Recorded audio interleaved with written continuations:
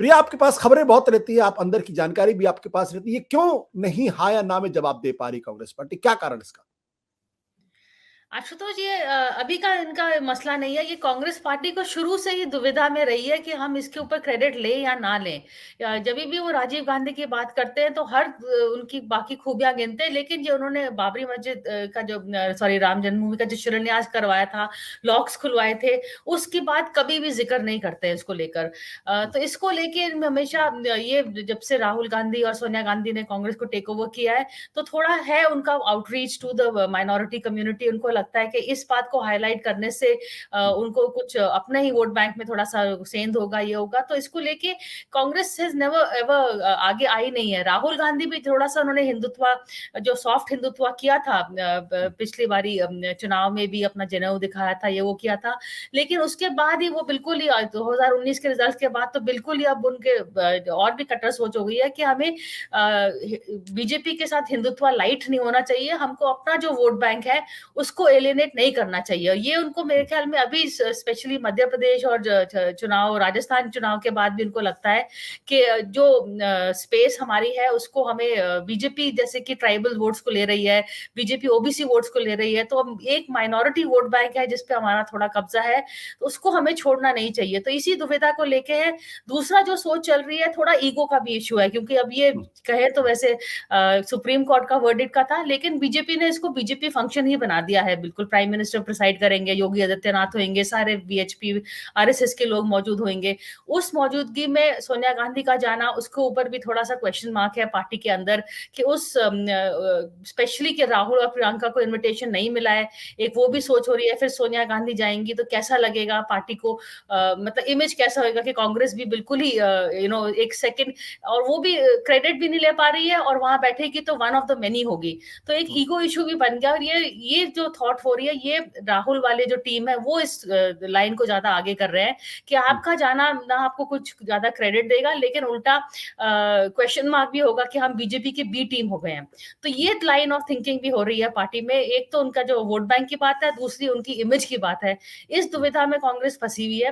वैसे हैं कई लोग जो पार्टी में उनको राय दे रहे हैं, कमलनाथ जैसे लोग, जिनको ओल्डर गार्ड जिसको हम कहते हैं।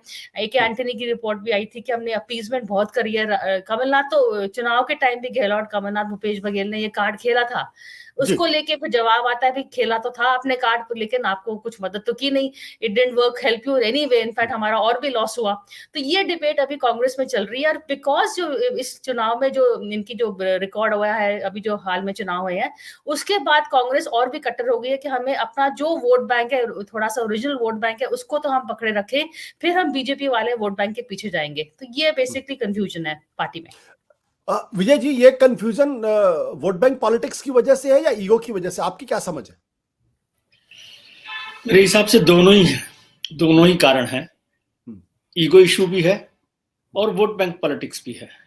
लेकिन वोट बैंक पॉलिटिक्स में कांग्रेस को समझना है, जो दुविधा है कि अगर जाएंगे तो माइनॉरिटी वोट जो है वो नाराज हो जाएगा, और अगर नहीं जाएंगे तो जो हिंदू वोट है वो भी नाराज हो सकता है।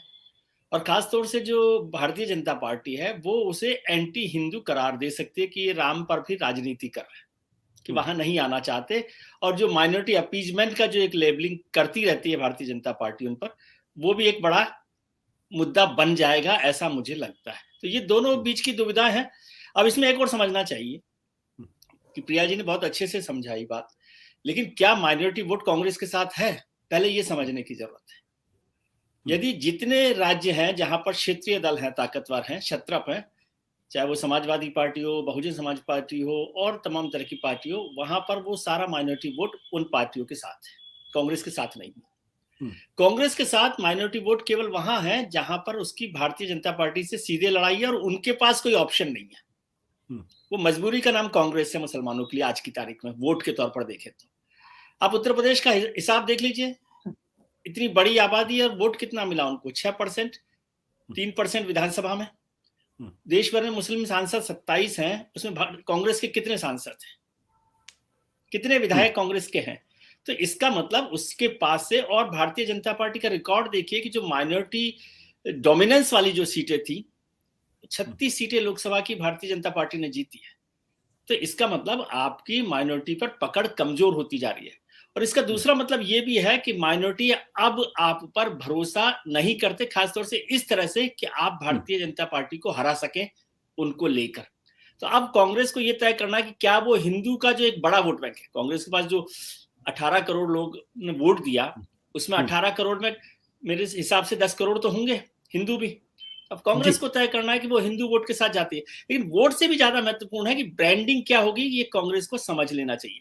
राम मंदिर में नहीं जाने की ब्रांडिंग भारतीय जनता पार्टी उन्हें एंटी हिंदू पार्टी के तौर पे ब्रांड करने का कैंपेन चला सकती। कितना होगा नहीं होगा मैं नहीं कह सकता।